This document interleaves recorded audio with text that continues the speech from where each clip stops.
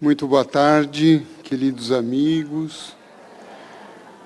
Mas que desânimo esse boa tarde. Vamos tentar outra vez. Boa tarde. Muito bem. Acordamos até os obsessores agora. Alegria muito grande poder estar aqui com vocês, com os amigos que também nos acompanham pelas redes sociais da Web Rádio Fraternidade. Nós vamos tecer algumas reflexões sobre o tema que abordamos em nosso mais recente livro, que é O Mestre do Caminho.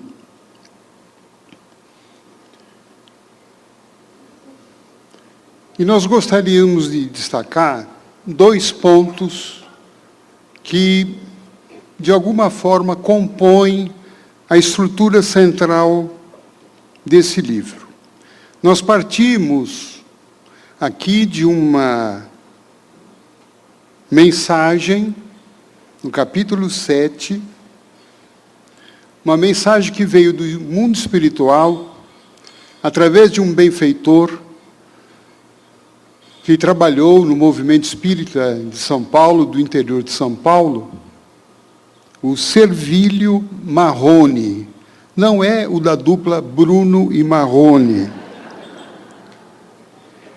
Ele foi um grande trabalhador espírita da cidade de Campinas e região, e ditou uma mensagem bonita, através do médium Cleiton Levi, que diz assim, que tem dois pontos que nós consideramos importantes para a nossa leitura a respeito do que é que Jesus significa para nós. Então ele diz no primeiro momento, Jesus está presente.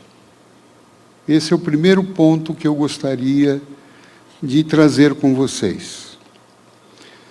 Nós fomos muitas vezes educados por uma fé a quem respeitamos, a nossa fé, muitas vezes de nossos pais, oriundos da Igreja Católica. E o que foi que nós geralmente aprendemos na segunda aula de catecismo? Vocês lembram? Quem é que fez catecismo aqui? Levante a mão, vamos ver. Olha.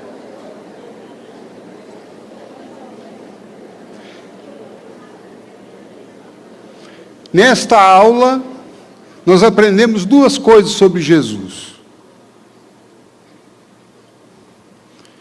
Primeiro, onde ele estava, e segundo, o que é que ele estava fazendo.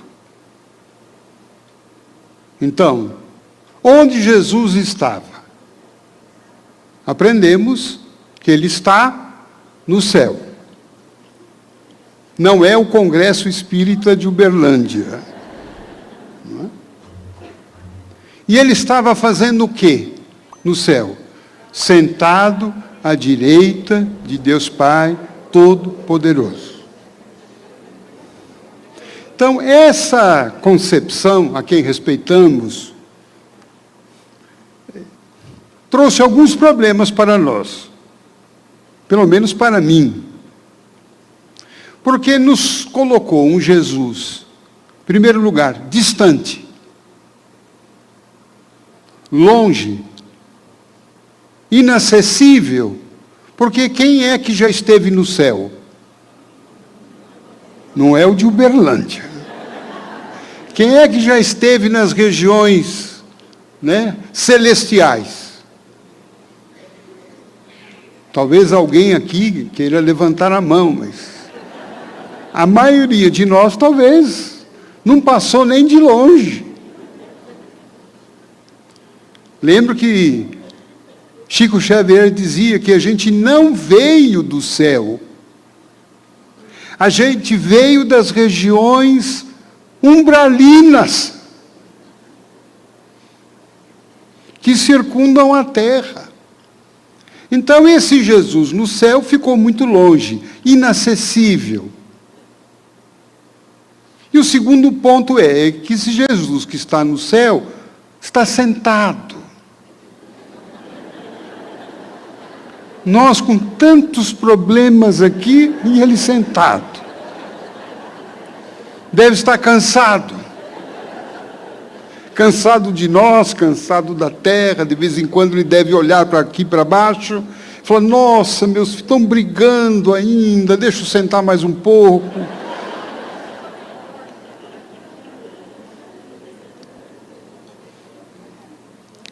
Afora a concepção de que esse Jesus também era Deus.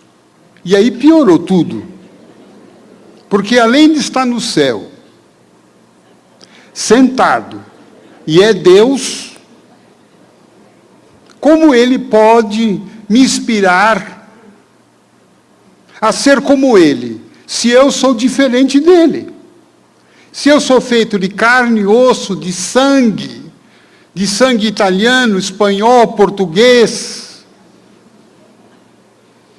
e ele foi feito já puro e santificado. Então, esta visão não nos trouxe uma proximidade e com aquilo que de fato Jesus é e que a doutrina espírita trouxe para nós com tanta clareza, ao nos dizer primeiro, Jesus não é Deus, Jesus é um filho de Deus como todos nós. E ele foi feito da mesma substância que nós somos. E que ele percorreu todos os degraus que nós estamos percorrendo. Então isso já nos aproxima. Isso já nos faz pensar que Jesus sente e sabe o que eu sinto, o que eu sofro, porque ele também sofreu. O que é o trabalho de desenvolvimento espiritual que ele fez. As dificuldades, as vicissitudes, os problemas, os desafios, as fraquezas humanas. Então isso já traz um Jesus que é mais próximo a nós. Um Jesus mais interessante, que de fato pode nos servir de guia e modelo, conforme a doutrina nos apresenta. E mais do que isto, esse Jesus, que não é Deus, que é um espírito como nós, declarou ele mesmo que ele seria e que ele quer ser nosso amigo, conforme consta do Evangelho de João. Eu os chamo de amigos. Isto é impactante. Isto é revolucionário.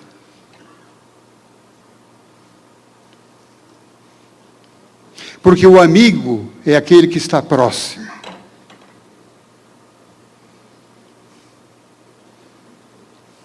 O amigo é aquele que nos compreende, é aquele que nos acompanha, é aquele que é fiel, que é leal, que está conosco nos bons e nos maus momentos. Este é o amigo. E esse amigo, quando esteve aqui encarnado entre nós,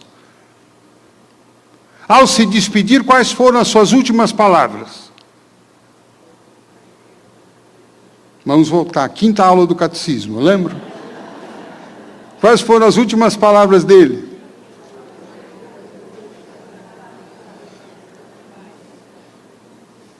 Agora veio o Pentecostes aqui, em várias línguas falando. Não foram as palavras na cruz.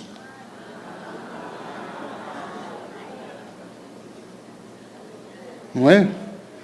Porque depois da cruz, o que aconteceu? Ele ressuscitou, não em corpo material, mas em corpo espiritual. Tanto é que a capa do livro, põe a evidência de vocês aí, é ele saindo do túmulo, da sepultura. Ou seja, um Jesus que continua vivo. E onde que ele foi ao sair da sepultura? Foi encontrar os seus amigos. E eu creio que essa caminhada dele nunca parou. E ele continua andando e procurando os seus amigos. Eu não tenho a menor dúvida de que ele veio aqui hoje procurar a cada um de nós. Nós não estamos aqui por acaso. Perdidos, muitas vezes, ele veio nos encontrar. E como ele encontrou, em primeiro lugar, encontrou Maria Madalena, para desespero de Simão Pedro.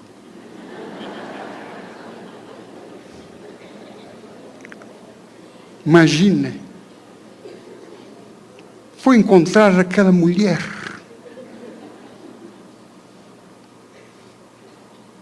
que dizia que tinha 7 demônios.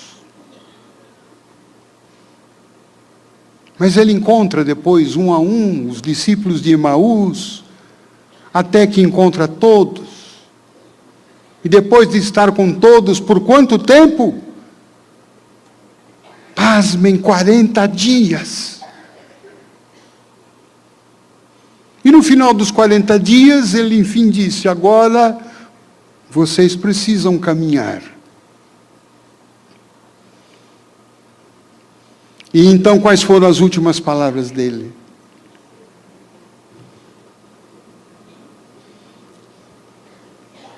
Eu não vos deixarei órfãos.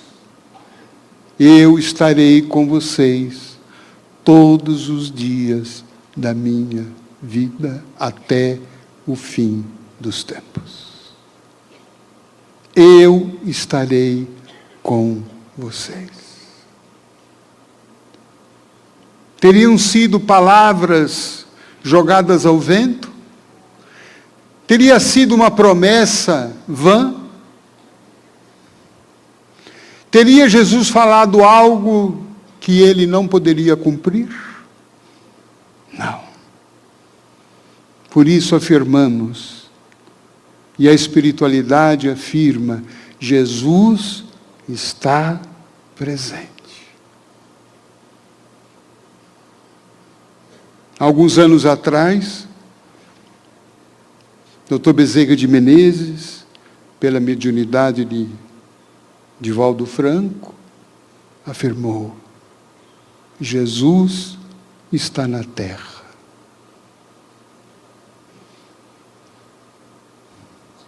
Jesus está na terra. E Chico Xavier, com toda a sua sensibilidade, afirmava, Jesus está conosco. Ele sabe quem somos. Ele nos conhece pelo nome. Eu tenho certeza que ao entrar aqui, Ele vai olhar para cada um de nós e vai nos reconhecer pelo nome, pelo nosso apelido. E vai se enternecer. Olha, está aqui a Maria, o José, o Joaquim. Que alegria vê-los. Chico dizia que Jesus sabe das nossas necessidades, sabe das nossas intenções, nos sonda, nos observa. E palavras textuais do Chico, agora mesmo Jesus nos observa.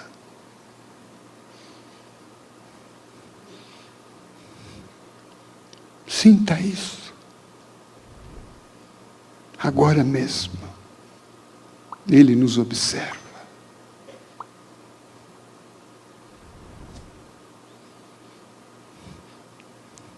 Ele não queria se isolar nas regiões das alturas celestiais e nos deixando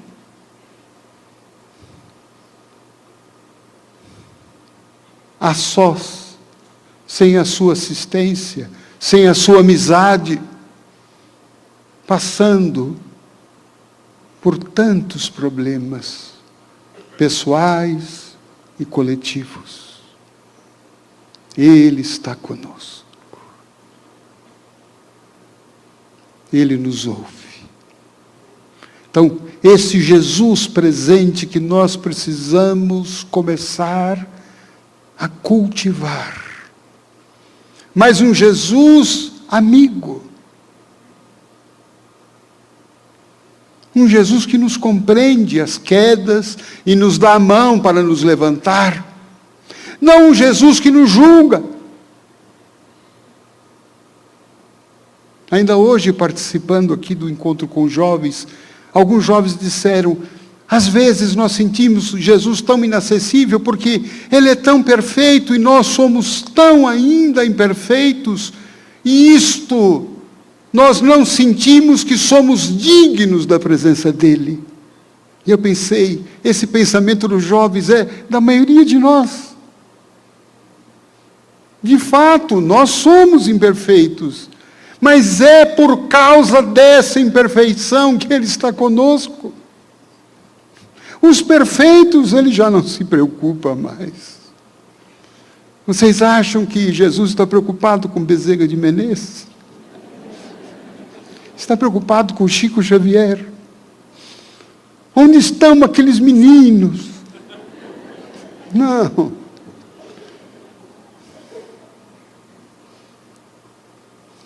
Ele está preocupado conosco. Afinal de contas, Ele disse que veio não para os sãos, Ele veio para os doentes. Quem aqui está doente? Levante a mão.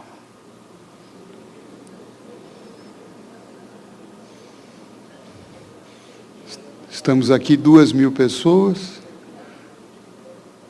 1.500 levantaram. E 500 estão mentindo.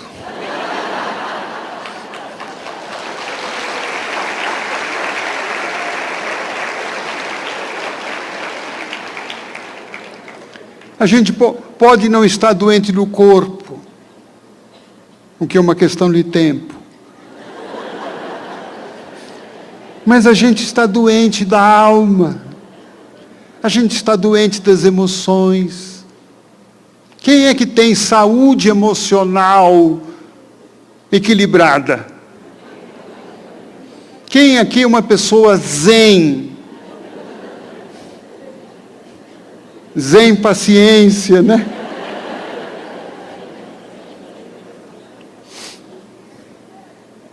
Basta ver muitas vezes como a nossa paz, ela se desmorona tão facilmente. Numa fila de banco. Se a gente quiser fazer um teste de reforma íntima, vamos analisar o nosso comportamento em filas. Fila de trânsito, fila do banco, engarrafamento, congestionamento, fila de restaurante por quilo.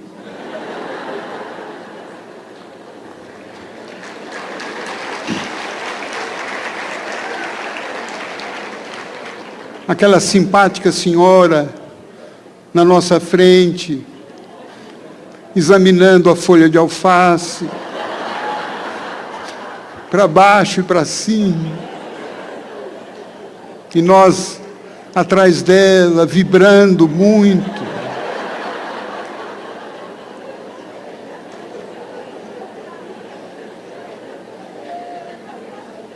Fila de passe.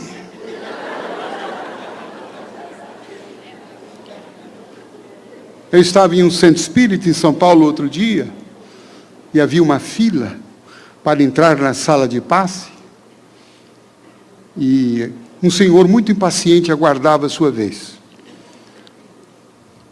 Mas quando chegou a vez dele, chegou um assistido da casa, numa cadeira de rodas, estava numa situação difícil, e passaram à frente desse irmão. Ele ficou inconformado. Ele bateu assim na porta da sala de passe. O irmão abriu, assustado, e ele perguntou: até quando eu vou ter que esperar para tomar esse passe?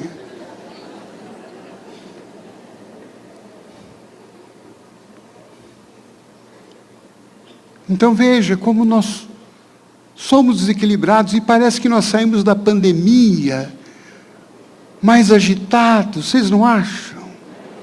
Que a gente está mais nervosinho, mais destrambelhado.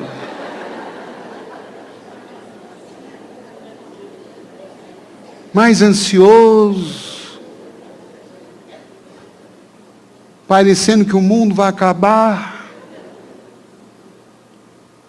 Então Jesus veio para nós. Não para nos julgar, para nos ajudar. E por isso Ele nos ensinou o caminho. O caminho que, uma vez percorrido, nós haveremos de restabelecer o nosso equilíbrio, a nossa paz, conviver bem conosco, conviver bem com os outros. E Ele é atento a todas as nossas necessidades.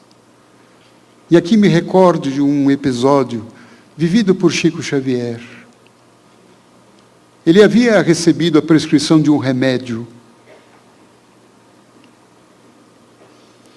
que o médico lhe disse: Chico, você precisa tomar esse remédio, mas você vai encontrar dificuldades de achar esse medicamento. Ele é muito caro, é um remédio importado, mas você precisa tomar esse remédio. E ele então foi às farmácias de Uberaba e não encontrou medicamento. Ligou para amigos de Minas Gerais, ninguém havia encontrado. O mesmo ocorrendo com amigos de São Paulo, do Rio de Janeiro. Ninguém achava o medicamento. E o Chico ficou assim, um tanto entristecido, porque ele queria tomar aquele remédio. Aliás, ele precisava tomar aquele remédio. E ele então ficou pensando: o que eu vou fazer? E ele lembrou e ficou pensando numa possibilidade de usar para si o que ele fazia regularmente para os outros. Chico costumava, e era algo muito peculiar a ele, enviar telegramas para Jesus. E como é que seriam esses telegramas? Eram simples. Ele anotava num papel e dizia assim: Senhor Jesus, meu amigo fulano de tal está passando por um grave problema de saúde. Peço com urgência que o Senhor olhe por ele. Assinado Chico Xavier. Então, todo amigo que estava passando por uma dificuldade, toda pessoa que escrevia a ele estava num caso muito grave, Chico fazia telegrama para Jesus. Mas ele ia no correio? Não. Ele escrevia, dobrava o papelzinho e colocava na sua mesa de trabalho. E falava para a pessoa que trabalhava na sua casa: não mexa nesses telegramas para Jesus. E foi pensando nisso que o Chico cogitou de passar um telegrama para Jesus para pedir aquele remédio. Ele muito constrangido, porque nunca houvera passar um telegrama para ele mesmo. Mas, sentindo a necessidade do medicamento, ele escreveu: Senhor Jesus, eu sou Chico Xavier. Estou doente. Meu médico me receitou este remédio, mas não encontro este remédio em nenhuma das farmácias da minha cidade e de outros estados aqui do Brasil.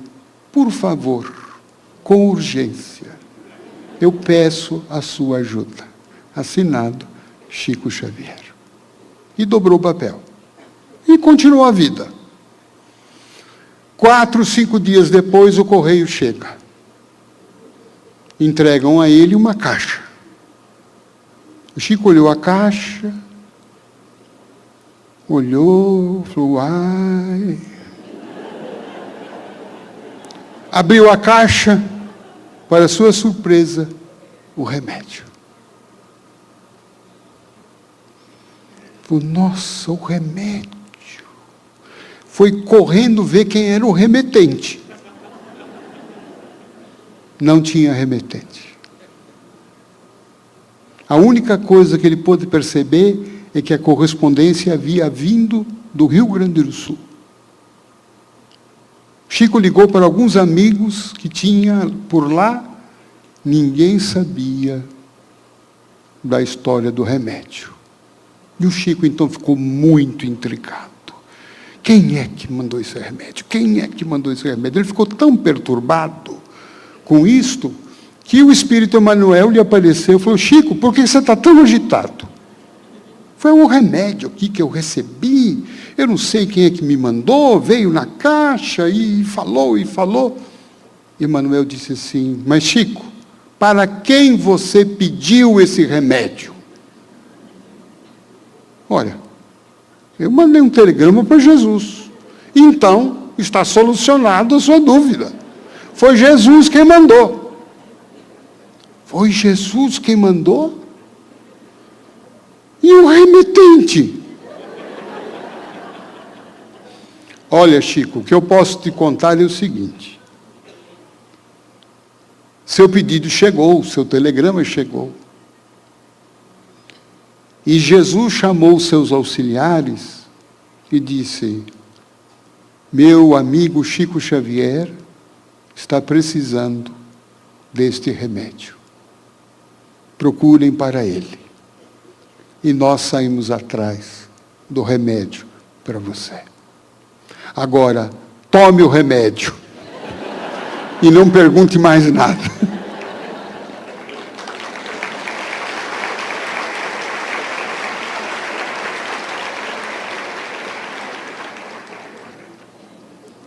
Depois, quem quiser, eu tenho um papelzinho de telegrama aqui, posso... Então, vejamos que coisa interessante. Muitas vezes me perguntei, como é que Chico Xavier, como é que Jesus pode conhecer a todos nós? Somos 8 bilhões de encarnados. Se a população de desencarnados é 3 vezes mais, 24 milhões de espíritos. Então, ao todo vai dar quanto? 32 bilhões. Como é que Jesus pode conhecer a todos, estar ao lado de todos? Como é que ele pode estar aqui, pode estar na Austrália, na China? Eu fiquei intrigado com isto. E, novamente, me socorro de Chico Xavier. Porque Chico tinha algumas coisas muito peculiares. Muitas pessoas diziam que conviveram com ele, que não se podia pensar ao lado dele, porque ele captava o pensamento das pessoas. Na fila de autógrafos, quando ele autografava os seus livros, as pessoas estavam na fila, ficavam ali horas e horas, e as pessoas pensavam assim: nossa, Chico Xavier está gordo. Nossa, essa peruca do Chico, que horrível.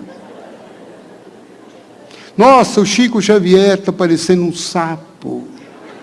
E aí, quando elas chegavam na vez delas, de autografarem, chegavam: ai, Chiquinho, lindo, né? E ele virava para as pessoas e dizia assim: ah, minha irmã, está tão duro fazer regime. Para outra ele disse: ah, os sapos também são de Deus. E para outra disse: ah, minha irmã, estou procurando uma peruca nova.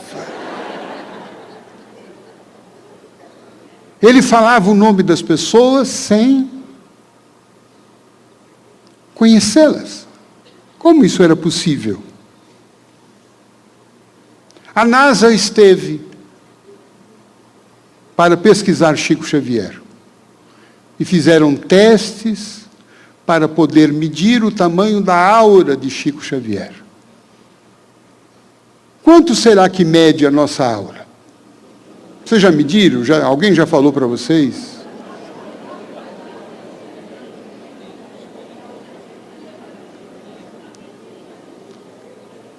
Quantos quilômetros? Os médiuns geralmente costumam dizer que o padrão de evolução da humanidade terrestre hoje, com algumas exceções, mas geralmente a nossa aura aqui na Terra mede centímetros. 2 centímetros. Aqui no Congresso sobe um pouco. 3 centímetros. E a NASA mediu a aura do Chico Xavier. E qual foi a conclusão? Há algumas divergências vindas dos seus biógrafos, mas o biógrafo que deu um tamanho menor do resultado dessa pesquisa foi 30 metros. Então, quer dizer, quem estava na aura, no raio da aura do Chico, ele captava.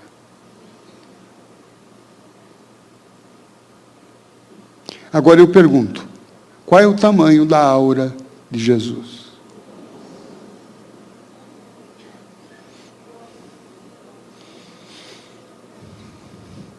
A partir de uma informação do Novo Testamento, de que Jesus tem poder sobre o céu e a terra, nós podemos afirmar com segurança que a aura de Jesus é do tamanho da terra, nas suas dimensões físicas e nas suas dimensões espirituais.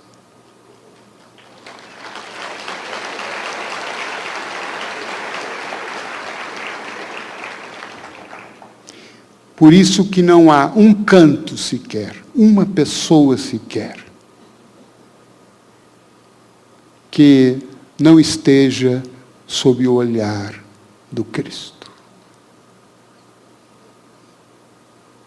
Não há um gemido que ele não sinta, que ele não saiba e que ele não possa atuar. Então, este é o Jesus que precisamos trazer e sentir que está ao nosso lado. Muitas vezes as pessoas perguntam, querem saber quem é o meu guia. Eu quero saber quem é o nome do Espírito que me protege.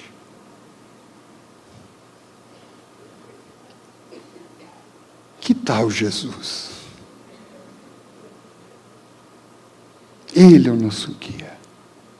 Claro que há outros, mas nenhum mais importante que Ele. Então, saber que Ele está ao meu lado, que Ele me acompanha, que Ele me ajuda, que Ele me ouve. Mas há mais um detalhe. E é o segundo aspecto. Jesus está presente. Mas Ele também nos espera.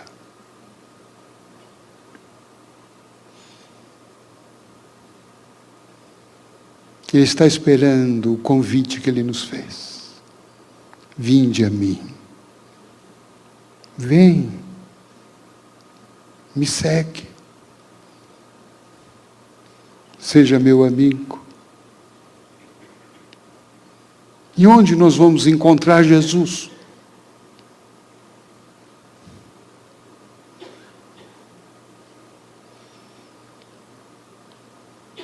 Muitas vezes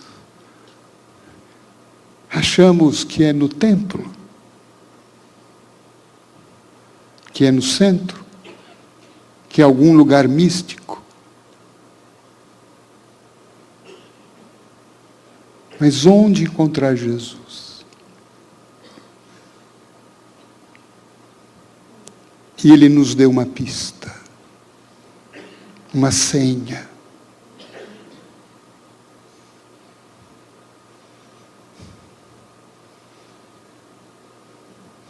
De um lugar que raramente nós o procuramos.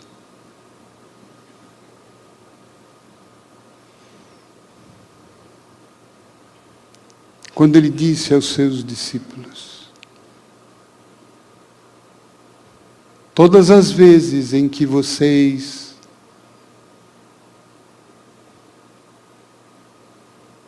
socorrerem a um dos meus pequeninos, é a mim que vocês estarão fazendo.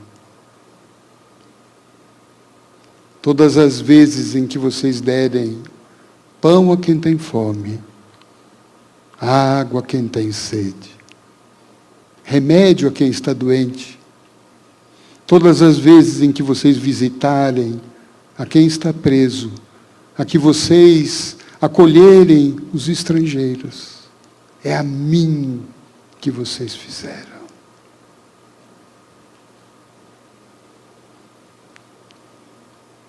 Jesus está no outro.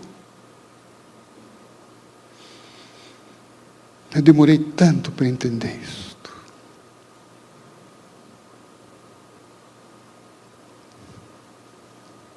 Madre Teresa de Calcutá estava na Índia lecionando para as moças ricas, abastadas, das famílias abastadas daquele país.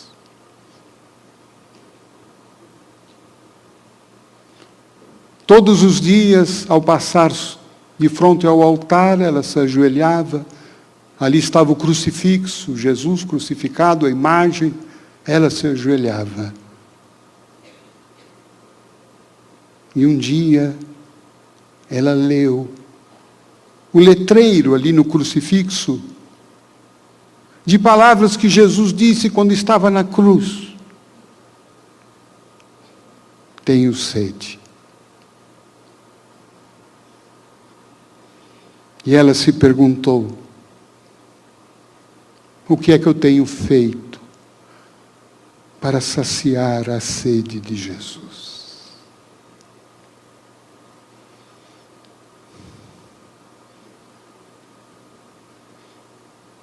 E ela percebeu que pouco ou quase nada estava fazendo. E foi então a partir dessa reflexão, dessa tomada, dessa conversão, dessa mudança de rumo, que ela vai procurar Jesus nos desvalidos, nos desprotegidos, nos indesejáveis, nos reprováveis socialmente. E passa a escrever uma das histórias mais belas do amor cristão na face da terra. Ela vai procurar Jesus nas pessoas que estavam morrendo, pela tuberculose, pelo câncer, pela AIDS. Os doentes terminais que eram jogados, ainda vivos, nos latões de lixo de Calcutá. Ela ia encontrar Jesus revirando as latas de lixo.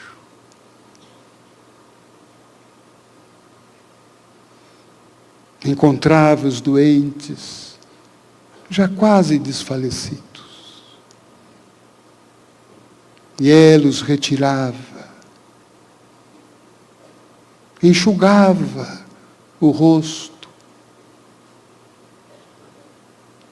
dava-lhes água.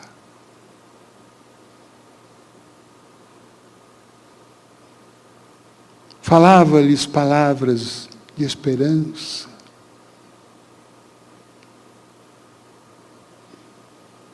E um deles perguntou a ela: minha irmã, qual é a sua religião?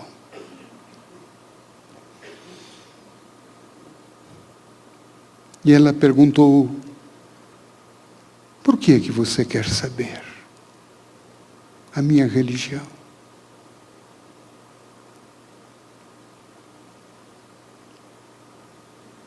Eu quero saber porque eu quero morrer na sua religião.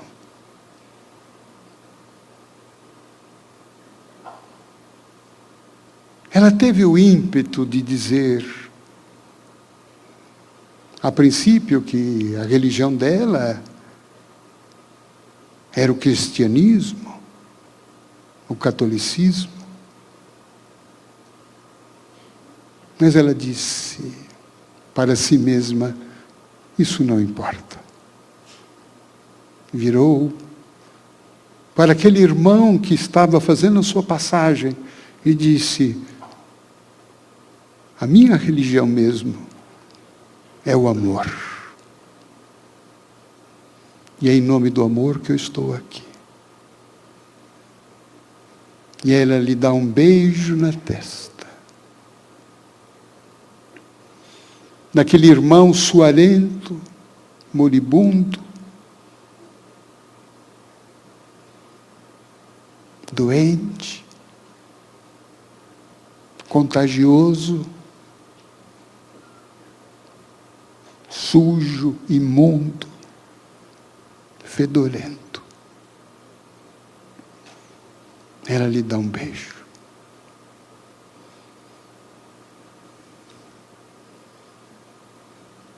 E ele fecha os olhos para a vida física. Desperta no mundo espiritual, conhecendo o amor. A única mensagem que Jesus nos deixou como a mais importante.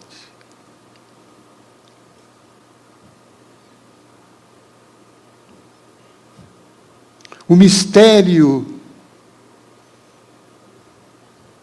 o paradoxo da mensagem do Cristo, de encontrá-lo na pessoa do outro que sofre, é o enigma que resolve o nosso sofrimento.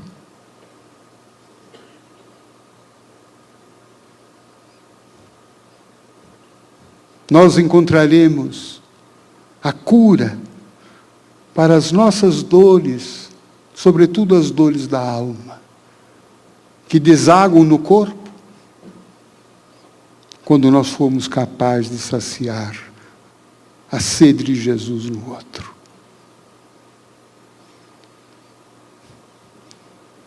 Semanas atrás, em dias de muito calor em São Paulo,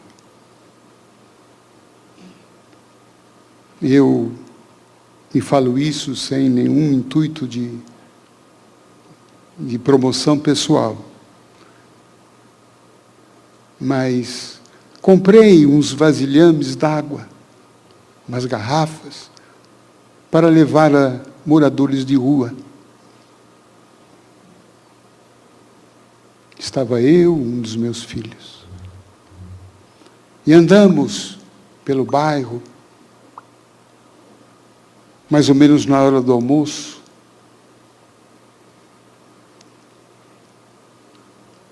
E havia, no final, uma única garrafa que faltava entregar.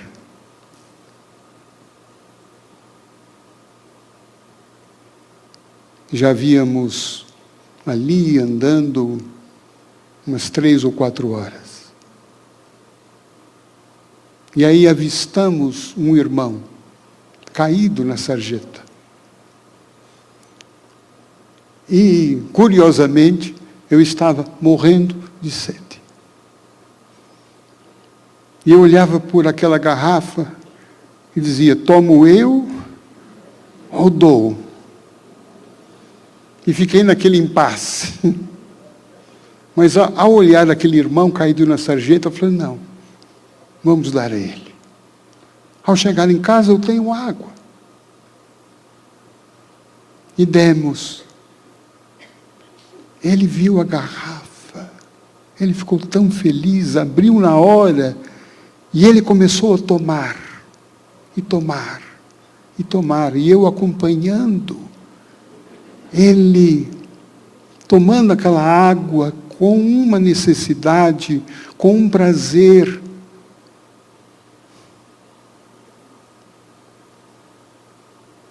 E um sentimento misterioso aconteceu. Quando ele terminou de tomar, a minha sede passou. Sinceramente. Eu não tinha mais sede. Se alguém me oferecesse um copo de água, eu não tomaria, porque estava já cheio. E aí pude entender o bem que nós fazemos ao outro. Quando eu saciei a sede dele, encontrei o Cristo sofredor, o Cristo crucificado, o Cristo sedento naquele irmão, o Cristo frágil.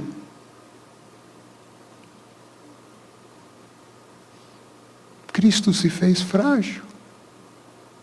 Cristo se fez pequeno. Para que nós o encontrássemos exatamente nos frágeis e pequenos que somos todos nós. Então, Jesus, se queremos o endereço certo para encontrá-lo, Ele está no outro. Eu gostaria que a gente pudesse fazer essa experiência agora. Vamos ficar de pé.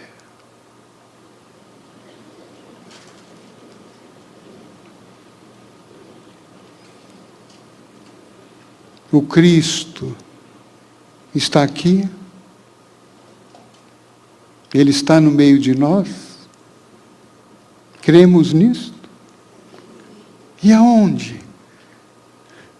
Ele está andando, volitando? Não. Ele está dentro de cada um. E está com sede. Sede de ser amado, de ser tocado, de ser querido. Não de ser julgado, apedrejado, crucificado.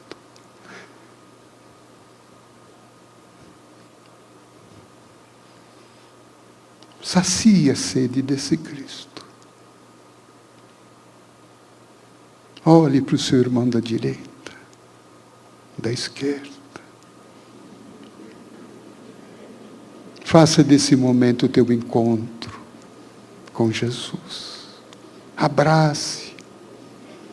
Fale alguma coisa do teu coração.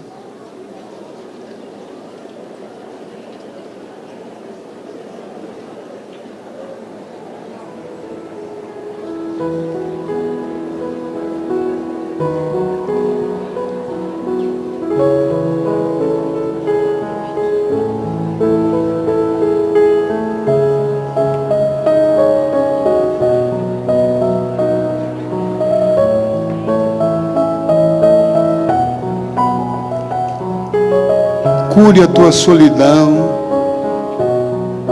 o teu coração ferido, amando.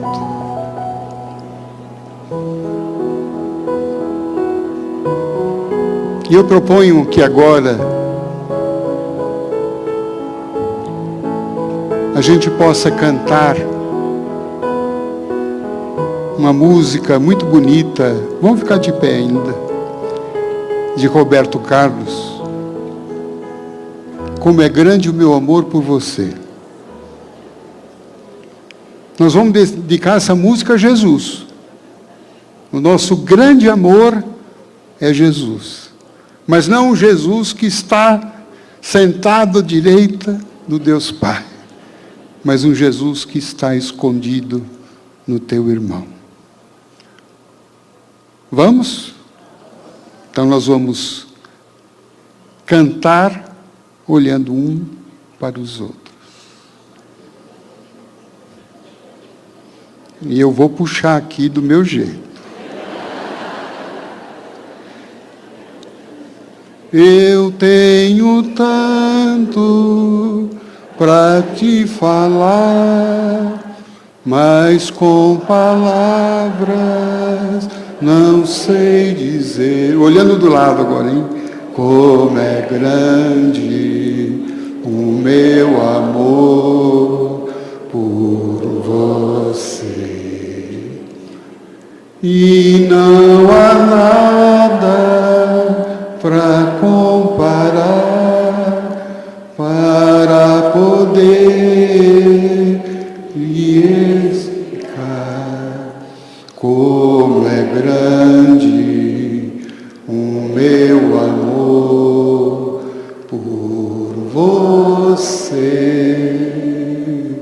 Nem mesmo o céu, nem as estrelas, nem mesmo o mar e o infinito não é maior que o meu amor, nem mais bonito.